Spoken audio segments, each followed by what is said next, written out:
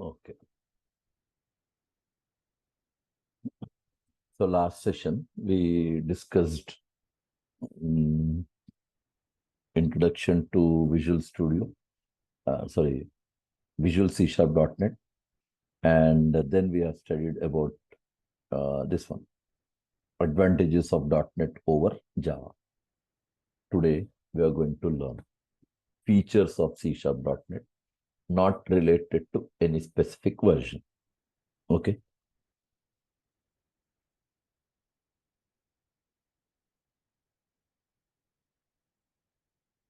Features of C#.NET.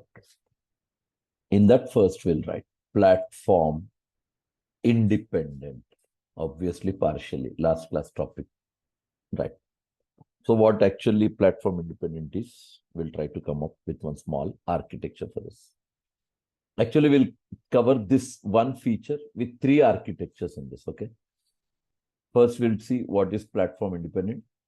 After that, we'll see what is the compilation execution technique of your C# application. After that, we'll see what is called reverse engineering in .NET. Three things we'll study.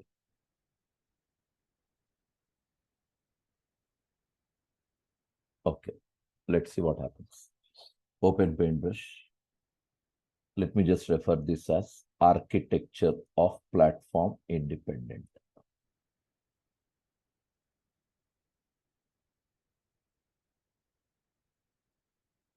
Platform independent.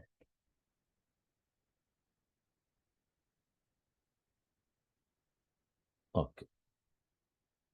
Now,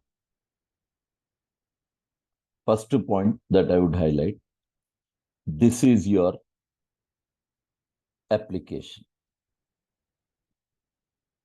Okay. Right. So I call this as .NET application. Right. But where did you design? Yeah. In any of these two. Either C#.NET, VB.NET.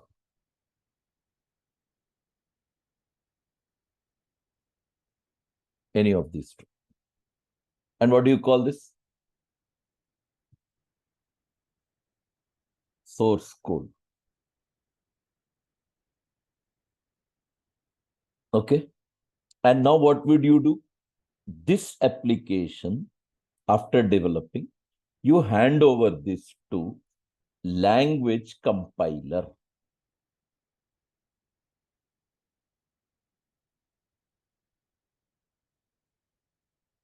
Language compiler.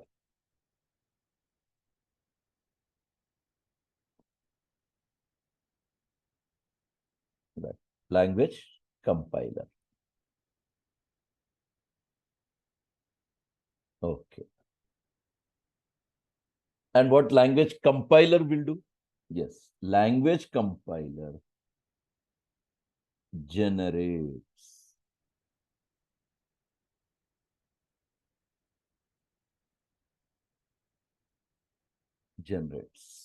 what? CIL code. CIL code in binary format.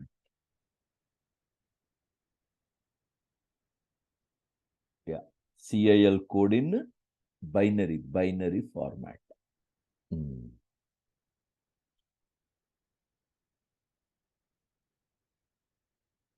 And where this code is stored? Yes, it is stored in one file. This compiler created CIL code. It is stored in one file. What is that file? Called assembly.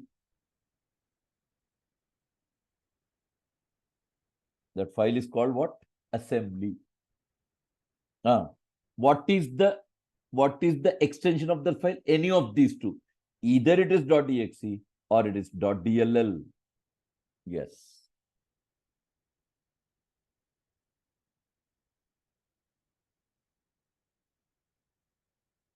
.exe or .dll.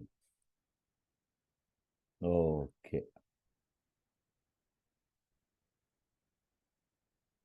Now, Connecting with this, remember, exe is executable. DLL is about dynamic link library. And we have a lot of things to study on this topic. This is one separate topic I made available for assemblies, because this is real-time concept that which we require in every project. So as a developer, as a .NET developer, you require to have a very clear knowledge on this topic called assemblies. DLLs we are going to learn DLLs. What is called Win32 DLL, what is called COM DLL, what is called .NET DLL. Assemblies we are going to learn what is called private assembly, what is called shared assembly. And this assembly, which is created by compiler, this is also called by one another name, that is called PE file. And one more name of this assembly, PE file. PE file. What is PE? Is portable executable.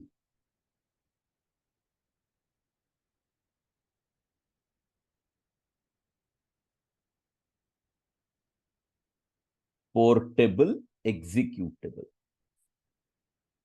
CIL is what? Common intermediate language. In older versions of .NET, Microsoft used to call this CIL code actually as MSIL code in older versions. Yeah, this was actually called by what name? MSIL code.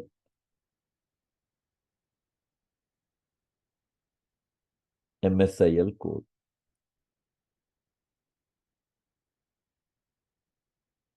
And this is also called what? Bytecode. Another name. Bytecode. MSIL code or bytecode. Yeah. MSIL. Microsoft Intermediate Language. Yeah. MSIL it was called. And another point on this. CIL code was such a code, no operating system understands that code. No OS understands CIL code. No operating system understands what? CIL code. It is such a code. Then how do you make it understand? How do you make OS understand? For that reason, here, this CIL code is handed over to different operating systems now.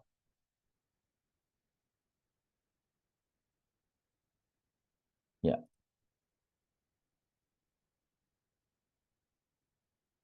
This is one. This is one more.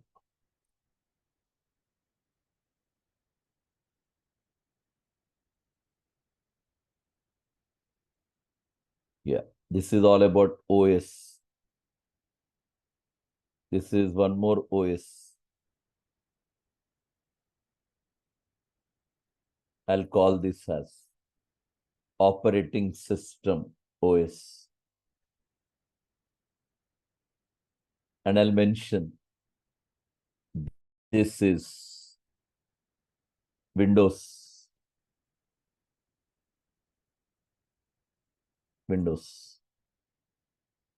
This is Linux. Yeah. And how it will give? CIL code is handed over is handed over to one more component. That is what you call as CLR. CLR. And for Linux operating system, mono CLR. Yes, mono CLR. If you are working with mobile swiping machine and if you have some other components, then you got one more CLR also. This is only about Windows and Linux I'm explaining. If you have another device like mobile or what do you call swiping machine or any other device you have, then for that Microsoft introduced one more CLR. They called it as compact CLR.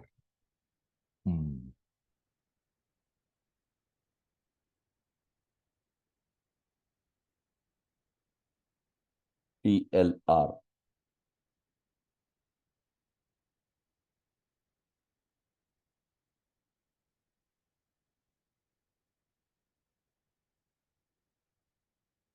Common language runtime, CLR. And most interesting thing about CLR is Windows CLR works only for Windows OS and Linux CLR works only for Linux. I can't use mono CLR for Windows and Windows CLR for Linux. No, it means CLR is platform dependent.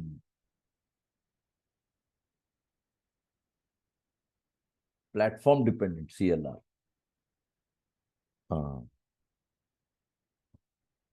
CLR is what you call platform dependent.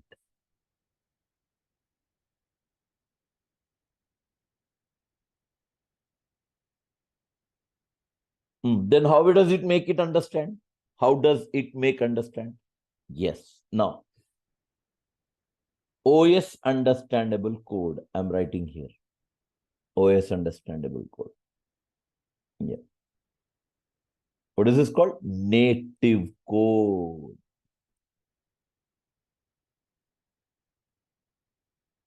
Native code. Yes. Native code. What is this? Or what is this another name called? Machine language.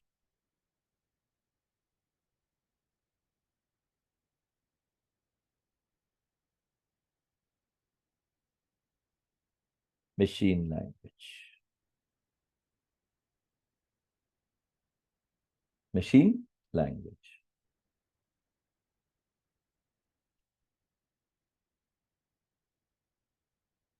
Then in this picture, how many types of codes you find? Three. Your written code, source code. Compiler generated code, CIL code. CLR generated code for OS is native code. Yeah. Then in this total architecture, who is platform independent then? Who is platform independent? This is important.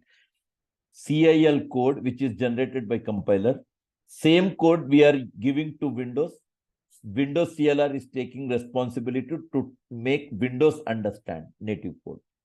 Same CIL code I'm giving to Linux. Mono CLR takes responsibility to make the CIL code understand to whom?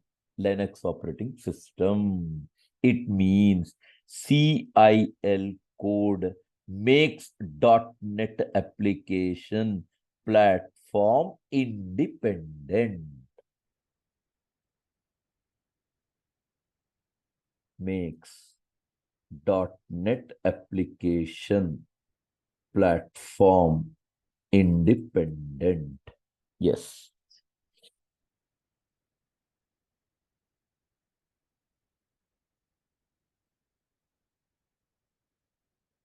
CIL code makes .NET application what? Platform independent.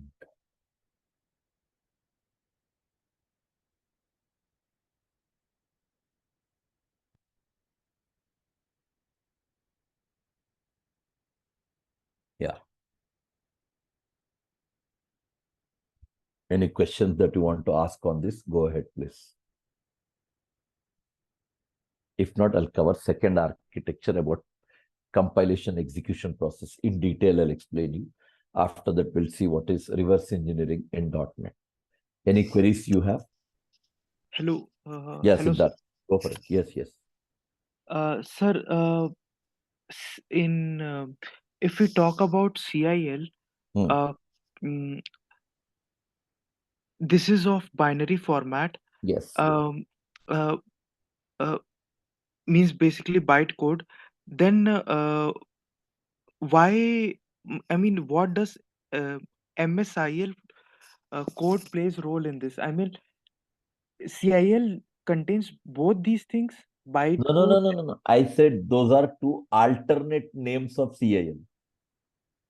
Okay, okay, Alternate names. I said in older versions of .NET, Microsoft used to call the CIL code actually as MSIL code. Later in advanced version, they have renamed that MSIL to CIL code. And okay, actually, the point is CIL code, I said in binary format. It means CIL code actually comes in two formats. CIL code binary, CIL, one more is there, text format. CIL code binary format, CIL code text format. Two types are there. okay. Hmm. And one more question, Hmm. sir. Uh, this if I'm talking about this physical file, Hmm. so this CIL code, I mean, also has some physical entity. I mean, in our folder where we have solution, Exactly. or Exactly. You'll have one separate file, which is created by compiler to store CIL code in binary format into it. and that will have a extension as Either DLL. .exe or .dll. Okay, understood. Two Understood. choices, only two options are there. Either it could be your executable or it could be your dynamic link library. That's what I was saying. Assemblies are of types again. Private assembly, shared assembly. DLLs are of types again. DLLs, Win32 DLL, COM DLL, .NET DLL. .NET DLL is latest one. Okay, Hmm. okay, understood, sir. Okay, Understood. right. Okay, thank you. Thank you. Hello, sir. Yeah, Omkar, Yeah, go for it. yes, sir. You said the .NET is a partially platform Ha, dependent, right? ha. So, yeah, CIL code is executable in everywhere. So, Ha, it's platform independent, right? ha, But ha. in the case of native code, then Ha. it is executable 90% or 80% that you have said. Exactly. Correct. Okay, okay, Right. 100% correct. What you said is o- very much correct. okay. Hmm. You cannot guarantee whatever Yeah, the output, whatever the execution you notice on Windows operating system, you cannot guarantee of that 100% execution on Linux. yeah. And this is the case in for the native code. Yes, Okay. exactly. Oh, Correct. Native code. thank, oh, thank you. Hmm.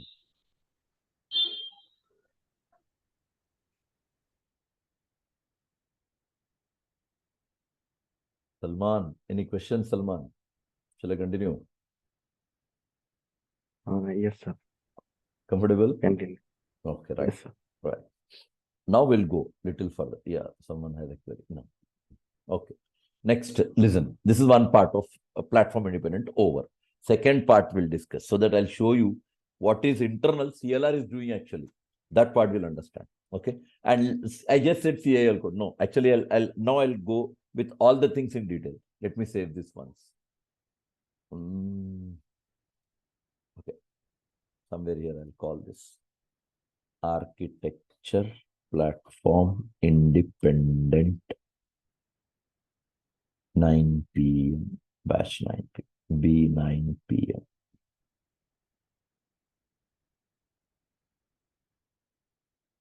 Right. Second architecture now. New. Here I'm going to explain you now what is the compilation and execution process. Right. Architecture of compilation and execution. Okay. Two things, two components you're talking about. Go ahead, please. Right. First component.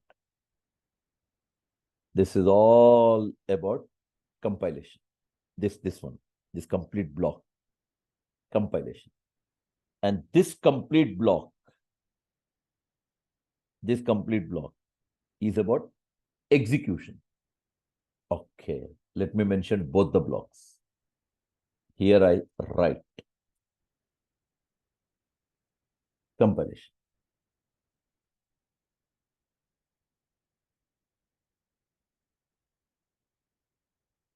Okay, and second one we'll consider.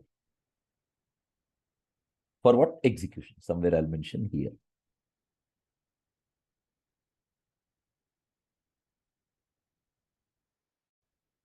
Execution. Two things are there.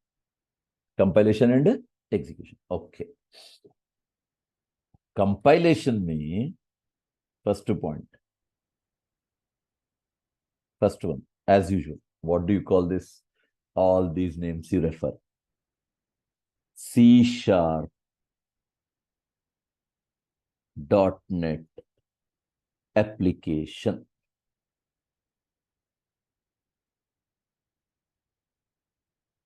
Okay.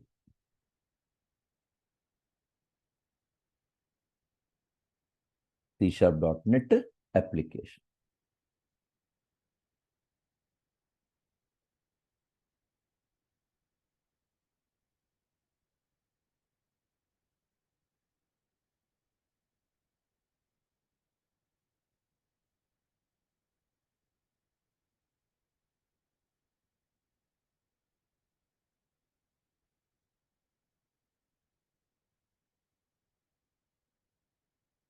Yes. And what is this? This is what your written program. Okay, so call this source code.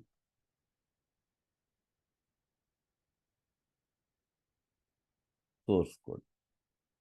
Extension .cs, program extension. Right. You understand theoretically at this stage, so that coming class when we start a practical, you don't find that much difficulty to understand the internal working process of our application. You just fix up this architecture. That would be very easy when you see practical. Okay. Now you hand over this source code to whom? Language compiler. Okay, let me write here. Yes. Language compiler.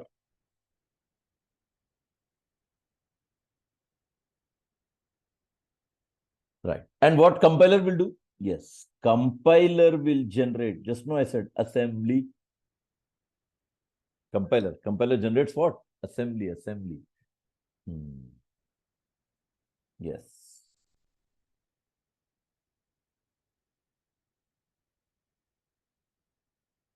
Compiler generates what? Assembly.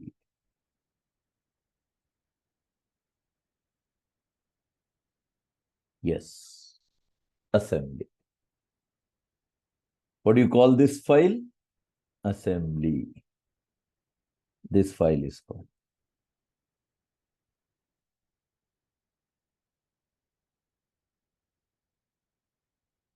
assembly.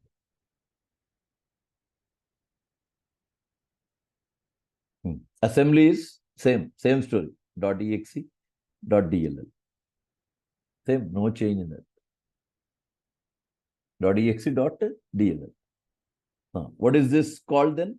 PE file, portable executable file. Okay, PE file. Right. Now remember one thing. Under assembly, compiler is going to create 4 components. This is one component.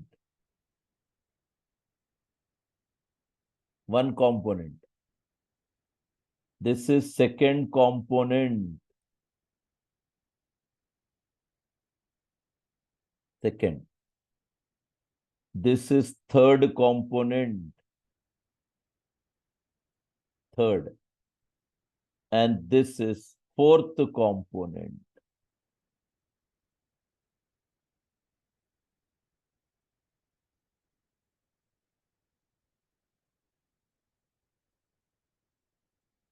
Fourth component. Yes. Assembly is going to have how many? 4 components. Each component I'm going to explain you in detail, but not now. Yeah. When we go to the topic, at that time we'll understand. At that time we'll understand. I said assembly's topic is there, I said. There I'll make you understand. Yeah. Let me name them. What is it? First component, you call this by a name, assembly manifest.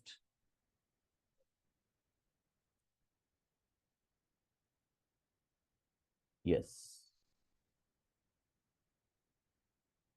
Assembly manifest.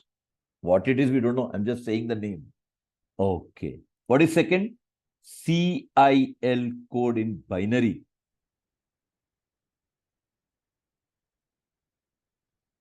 Binary code. Okay. Second one. Third. Most important.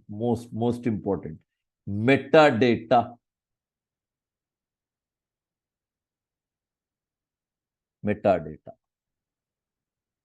Fourth, that is called resources.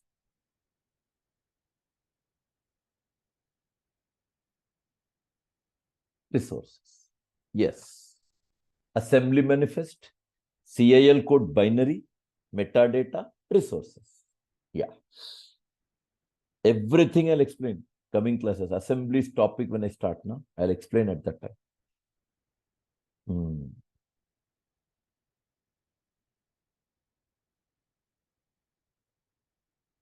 Okay. And one more thing. This assembly, this assembly, you now hand over to CLR. Yes, linked one now. CLR. Yes. CLR. And you give this CLR to one of its component. Give this CL. The CLR may inside CLR. Remember this, please. Internal of CLR. We have got around 11 to 12 components in that. 11 to 12. In that 11 to 12 component, this is one component I'm talking about now. One component. Yes. Component. Okay. Component. Yeah. What is this component? This is what you call JIT compiler.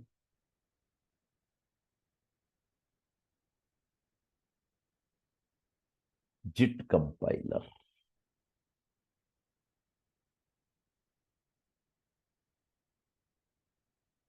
What is this component called? JIT compiler.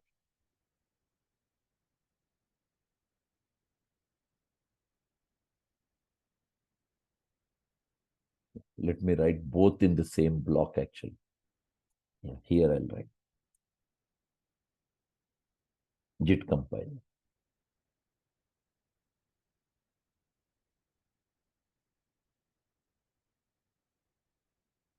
Just in time.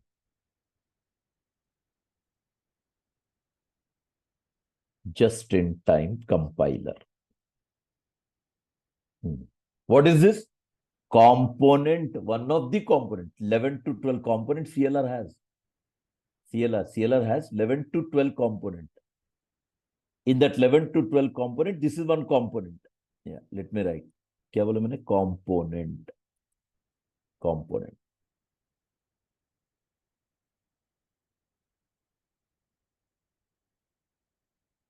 Yeah.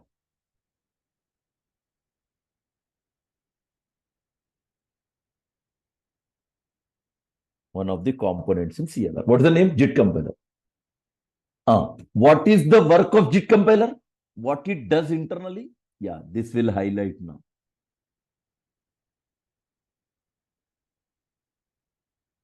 Don't forget, please, two compilers we have. Language compiler. Now you added one. JIT compiler. Two translators. Two translators. Language compiler will generate assembly.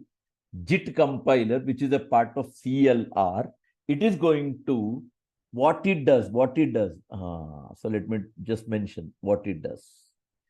Here I specify, I'll explain you in detail. What is it mentioned here? Here you mention.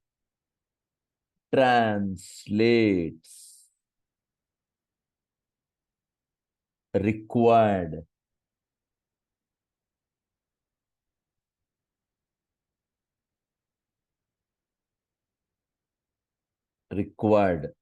code in execution.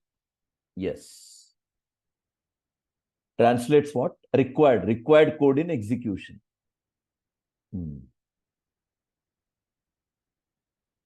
What is the meaning of this? Like, for example, if I don't know whether people are aware of other programming languages or not, but at least you know what is, I'll use the terms, you just correlate and understand. In programming languages, there is something called if conditional statement. If conditional statement. And that if conditional statement will have always two blocks. If condition true block, if condition false block. True block and false block. And if condition speciality is it can go with any one block to execute at a time. Any one block will execute at a time. Any one block will execute either true or false. So JIT compiler, when it gets if condition, assume if the condition is true, only true block it will convert, false block it will ignore. That is the meaning. What is needed at runtime, only that part it will translate. What is not needed in runtime, that it will ignore. Okay. For what it translates? Translates to what? Answer. Native code. Native code. What do you call this? Machine language. Native code. Yes. This is what you call as machine language. Yes.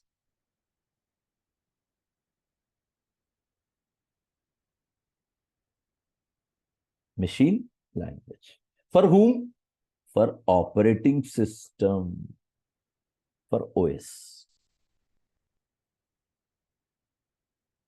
And you know one thing, another important point.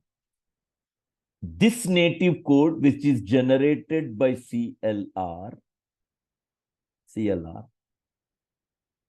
will be buffered.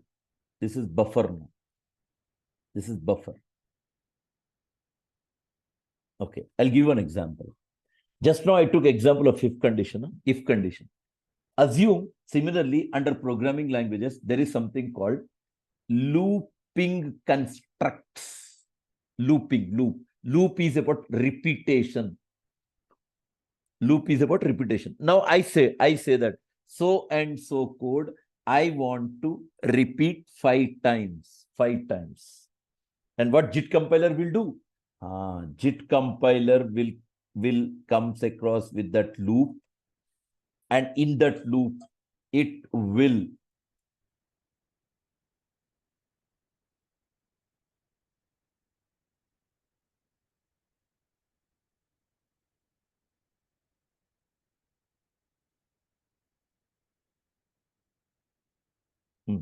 So what did I say? If at all I have a loop, repetitive, if I have some code in the program which requires repeated execution. So what JIT compiler do? For example, if JIT compiler gets that loop. So what JIT compiler will do? First time, it will take that code, translates to native code, and stores that code in buffer. And now if one time it's stored, 4 more times it has repetition, 4 more times. Remember, remaining 4 times, direct execution, reusability. JIT compiler will not do repeated task. Once it has done and done, that's it. Again and again, it won't do the repeated process. One time it will do, and that will be final. That will not be again and again repeated. That will not be again and again repeated. One time. And remaining 4 times, repetition for 5 times I did. First repetition for 5 times. First time translated. And that is stored. And remaining 4 times, direct execution only. Direct execution. That is what internal happens by your JIT compiler. And before I go further, remember one thing. I'll mention somewhere in the notes as well. We have been made available with 3 types of JIT compilers. I'm writing here for your reference. Types of JIT compilers. Right.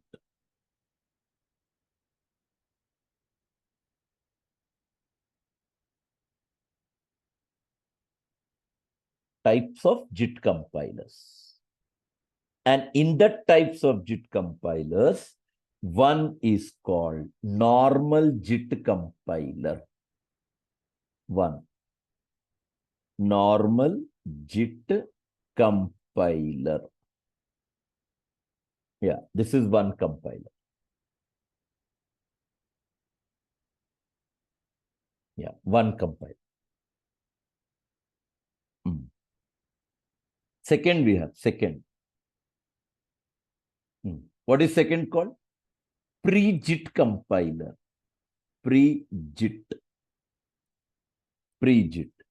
And what is third one? Called Icono-JIT compiler. Icono-JIT.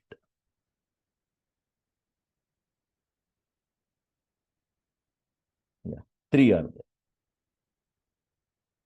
What is the work of pre-JIT normal JIT compiler? What it does? Normal JIT compiler, what it will do? Yeah, you highlight 2 things. Compiles required code in execution to native code, and code is stored in buffer or cache memory. Yes. So that it can have reusability. Yes. This is the job of whom? Normal JIT compiler. Then what is the role of pre-JIT? What it is going to do? Yeah, the problem with pre-JIT is compiles complete CIL code. Complete CIL code to whom? Native code. Complete. Previous one was required. This is complete. And Icono-JIT, what is its job? Yeah, job of this compiler is compiles required CIL code to native code, but the code is not buffered. Yes, this is the speciality of what? Icono-JIT compiler. Code is not buffered or cached. No reusability. Simple to conclude. No reusability. Bas. 3 types of JIT compilers we have.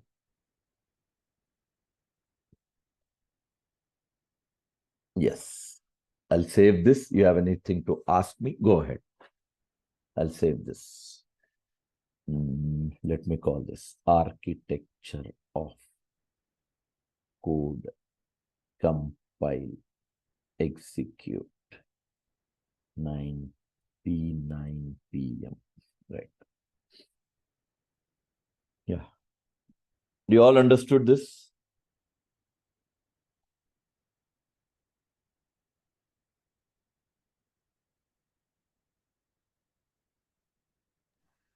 Hello, Yeah. sir. I have one question. Yeah. Ask. Uh, this JIT compilers, Hmm. uh, there are, I mean, as you said, there are of three types. Huh. So normally with every .NET Yeah. framework, they Yeah. will be available. Yes, please. Yes. Correct. All three are available. So, and when we will be building the solution, then how they will come to know that which they have to No, pick? by default, you're always available with normal JIT only. The others you have to use manually. They are not available automatically. Visual Studio gives you normal JIT compiler support. Okay, Hmm. understood. Hmm. Understood. Oh, Thank you. right. Okay. Another part that we'll discuss as what is called reverse engineering in .NET. With that, your platform independent complete concept will be over. Right. We'll discuss third architecture. Right. What do you call this? Architecture of compiler and listen, assembler. Yes. .NET has even this now, assembler. Because of assembler, we could achieve reverse engineering in .NET. Yeah. Reverse engineering in .NET. Chalo, right. Let's see what it means. Right. For example, assume this is your source code. Source code, C#.NET application. Okay, let me just mention it.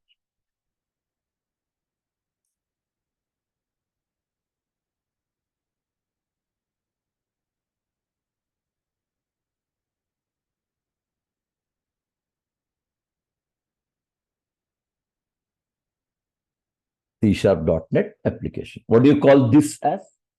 Source code, your written program. Yes, source code. Obviously, what is the extension? .cs. C#, no? To .cs. Now you hand over this to whom? As usual, language compiler.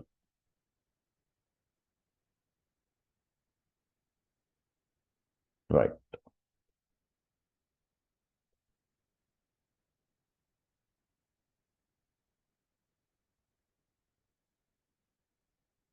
Language compiler. And what this compiler will do? Yes, it will generate assembly.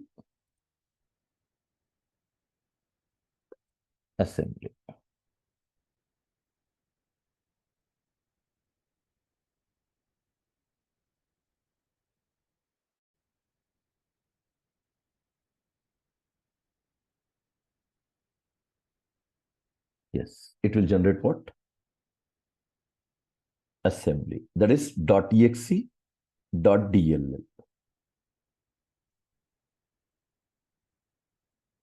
Assembly. .exe and or what? .dll.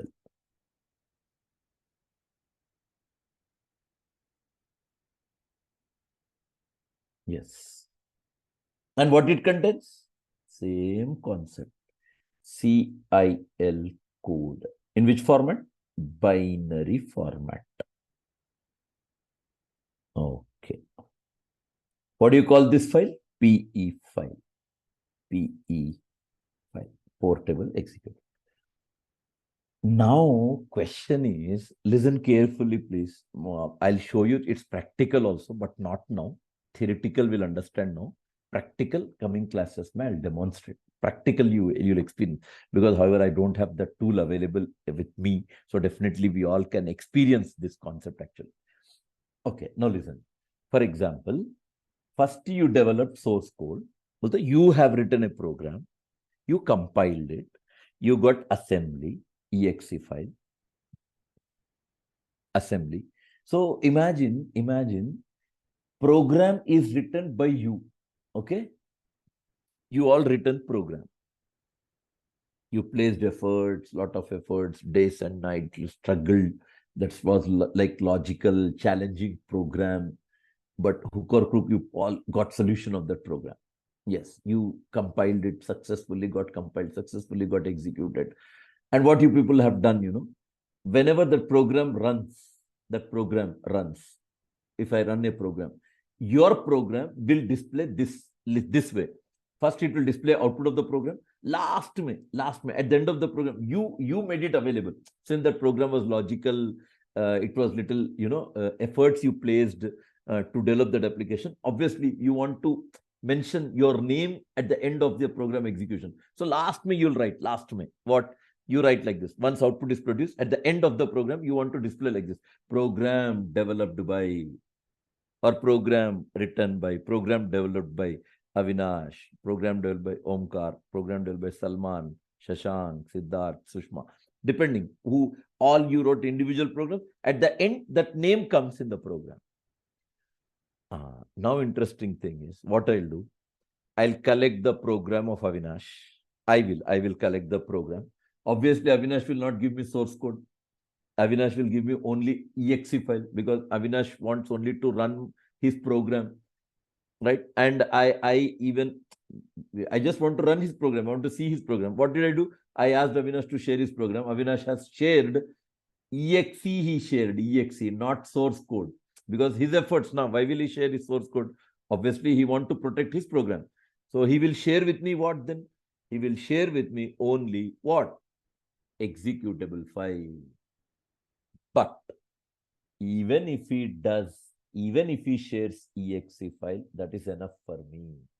Enough for me. I can convert that exe back again to source. I can convert. We can convert that in .NET. What Avinash will do? Avinash will give me exe file. I'll do some logic. I'll apply some what do you call? I'll apply some process on that. And what I'll do? I'll convert that CIL code. I'll convert to source code. And what I'll do? Simply, I'll open that program after conversion. I'll remove Avinash name and I'll put my name, Ahmed Shareef. What happened? Avinash's effort, just like that I cheated, just like that I copied. His efforts, I just like that copied. I changed my name. You run my program also gives same output. Last minute says program developed by Ahmed Shareef. Whose program? What did I do? How am I getting the output?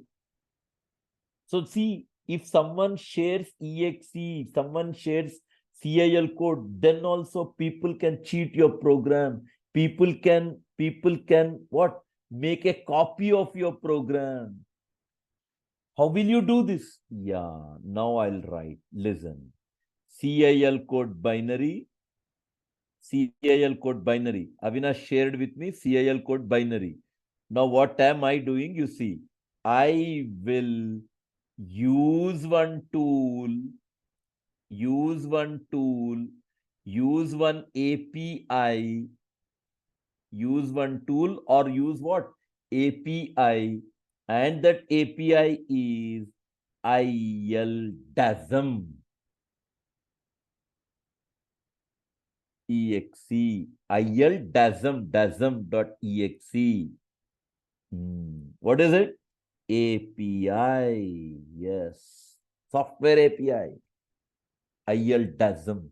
What it will do? Yeah, it will convert CIL code, which was in binary format.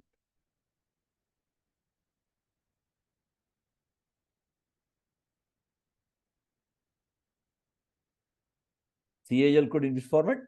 Binary format. Now it will convert to CIL code in text format.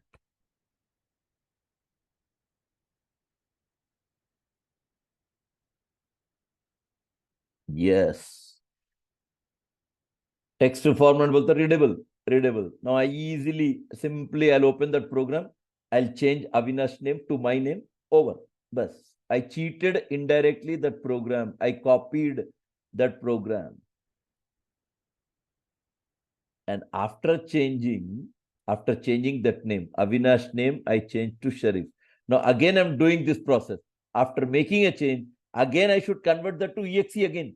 I should convert. For that, again, we got a file, ilasm.exe. This is API. Yes. ilasm, two APIs. That's what I said. You'll experience this practically. I'll show you practically coming classes. This is only for knowledge. It is something like I'm making you teach an illegal task, like, but still only for knowledge. Because I don't have the tool with me, so we all can experience this. ILDASM. What do you call this? Intermediate language disassembler. Yes. ILASM, intermediate language assembler. Yes. Disassembler, assembler.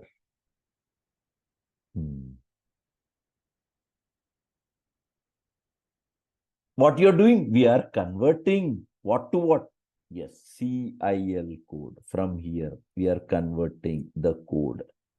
We are converting this code back to what? Source code. Yes.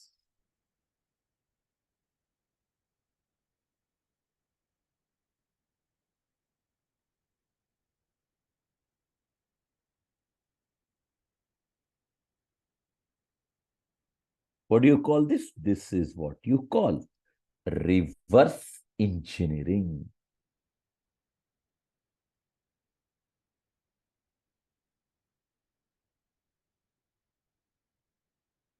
Now, do you really feel that if someone develops an application in .NET, just like that, people can cheat your program? People can easily, they can copy your program.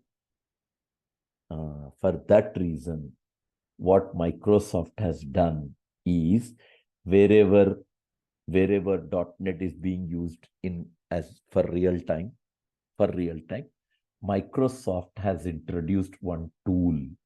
If you install that tool in latest version, this tool is coming as a free now, right? But till 2017, the version which we are using, we have to make this available explicitly. Like, you're not provided this to be a built-in, like, what do you call this?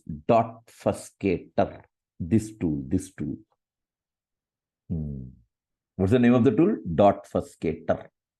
I'll just mention some points on it so that you don't have confusion on it. This tool introduced by Microsoft will avoid reverse engineering. This tool will create a key on assembly and add some code into it, which creates confusion and restricts reverse engineering. Hence, applications developed in .NET are secured if you are available with this tool. I'm saying with this tool. What's the name of the tool? .fuscator. .fuscator. Yes. Let me save this also. Architecture reverse engineering batch 9 PM. Yes, please. You have any questions to ask me? Go ahead. Similarly, next two features also we have to understand in the same level if you want to make yourself comfortable in for coming classes. Only next two. After that, we'll just make other features, write as theory. We don't understand them at this stage. Coming classes, maybe we'll learn them. This is the concept we are made available for what? Platform independent story. This is all three architectures. Yes.